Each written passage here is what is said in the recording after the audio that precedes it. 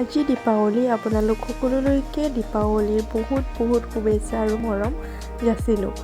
এইবাৰ দীপাৱলীটো মোৰ বাবে অকণমান বিশেষ হৈছে, যিহেতু এইবাৰ মই প্ৰথম মোৰ ছোৱালীজনীৰ মানে মোৰ জীয়াৰীৰ লগত এইবাৰ দীপাৱলী উদযাপন কৰিছোঁ। সেয়ে আৰুনো কি আজি বিশেষ মই একো কৰিব পৰা নাই। আগতে যেনেকৈ ৰংগলী বনাওঁ বা লাইটছ কিবাকিবি কৰোঁ, মানে তাই এইবাৰ এবছৰীয়া হৈছে।